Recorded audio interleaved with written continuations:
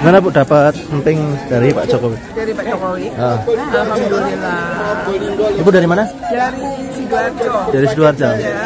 Emang sengaja datang ke sini ya, Bu? Kenapa? Emang sengaja datang ke sini? Iya. Pengen ketemu. Sama siapa aja Bu di sini? Kenapa? Sama siapa aja? Sama rombongan tuh tiga HIX. Tur ini Bu ke sini. Kenapa? Tur.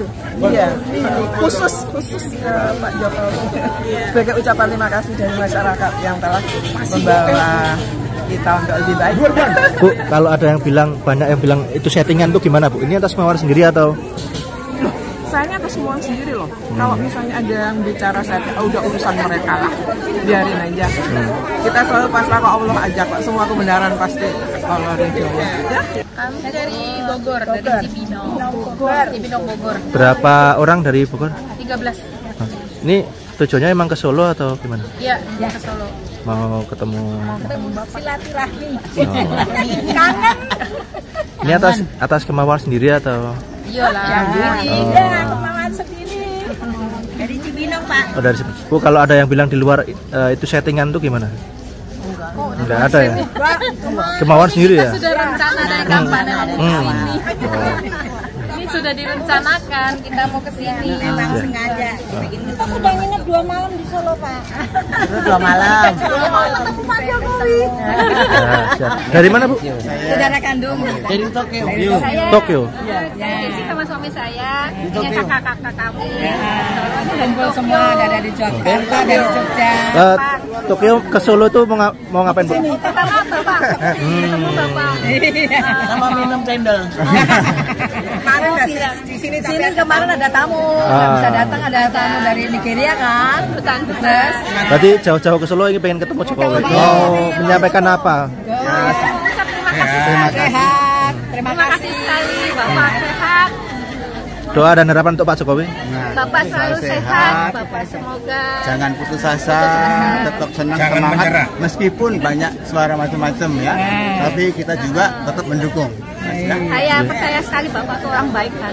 Pak, kalau ada yang bilang bahwa yang datang ke sini itu settingan tuh gimana? Tidak benar. Tidak benar. Ini keinginan sendiri ya? Biaya sendiri ya? Udah kemarin sore udah kesini. Bapak orangnya tulus. Saya pun kalau nggak sempat difoto di depan pintu aja nggak apa-apa. Ya.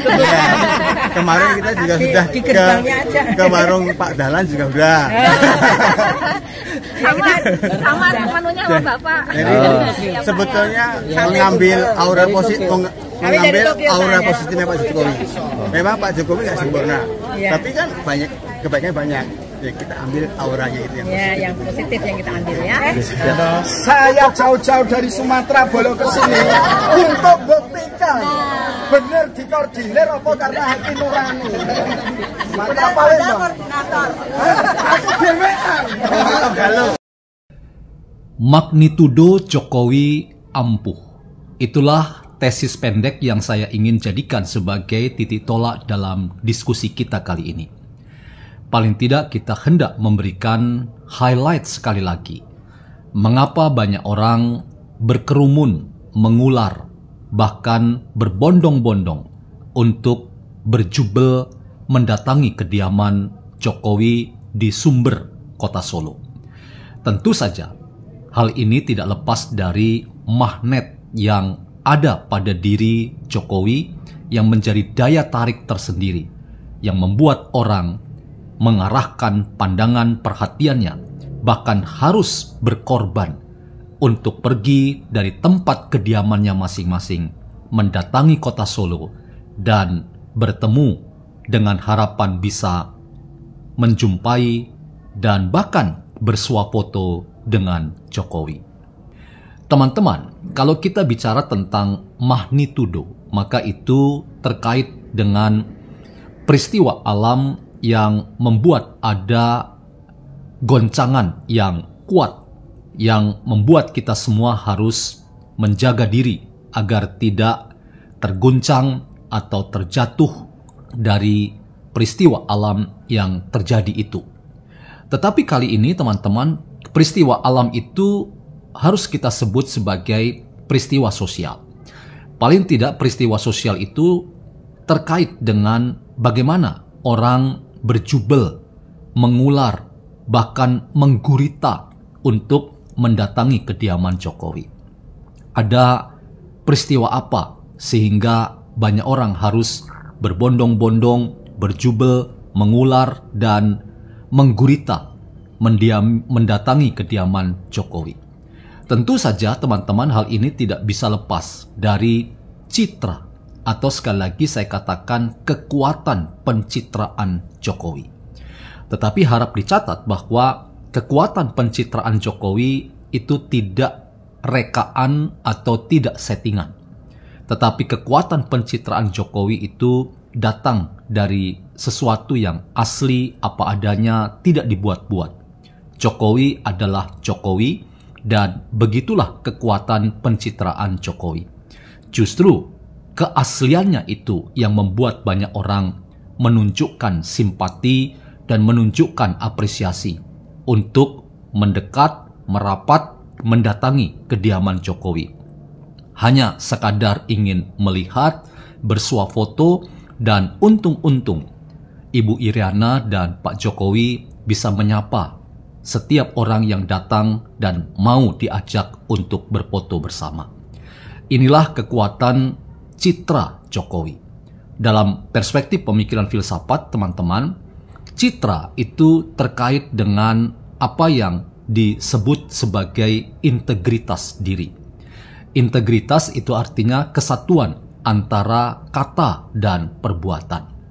Dalam pemikiran filsafat bahasa, teman-teman, ada pergeseran yang sangat signifikan ketika kita bicara tentang apa kekuatan bahasa itu. Inilah yang disebut dengan language turn atau belokan bahasa.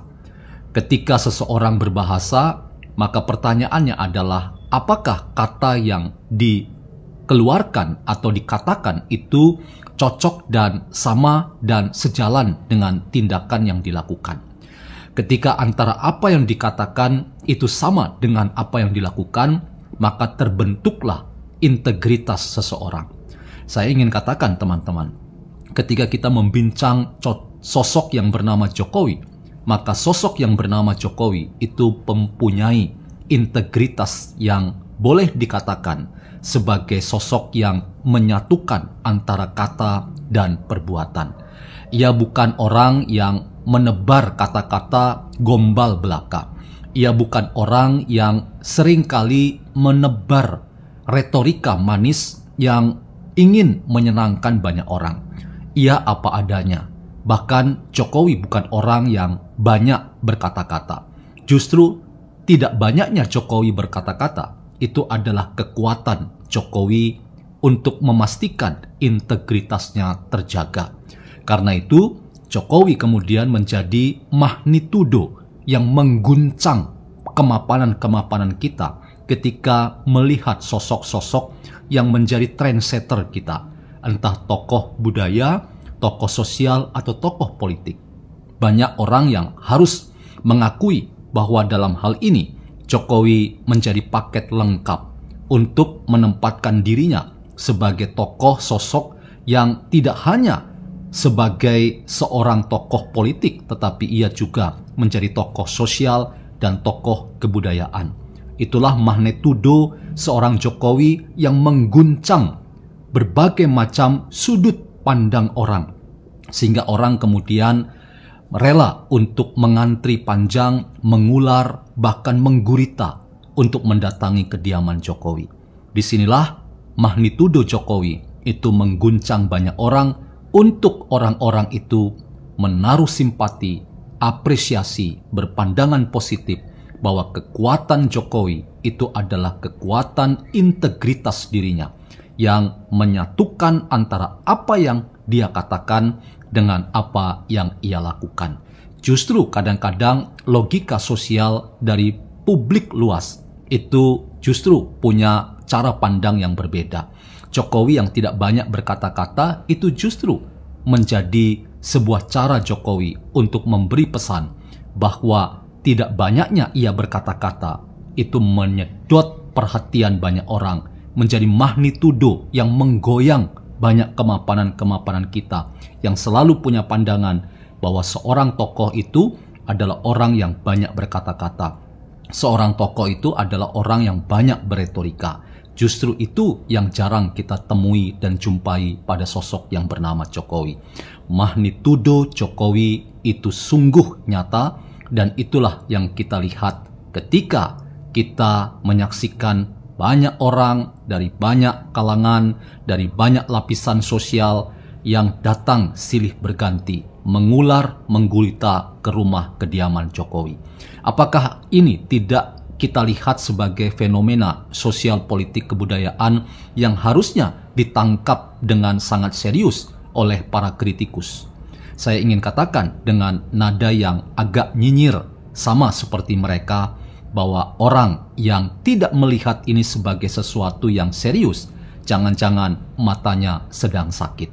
Teman-teman, mari kita lihat fenomena magnitudo Jokowi yang sungguh kuat ini sebagai pesan yang sangat konstruktif untuk menggoyang kemapanan-kemapanan kita, mempertanyakan integritas diri kita, bahwa seorang pemimpin, tokoh, sosok yang dijadikan panutan itu seharusnya adalah orang yang sama dalam kata-kata dan sama dengan tindakannya.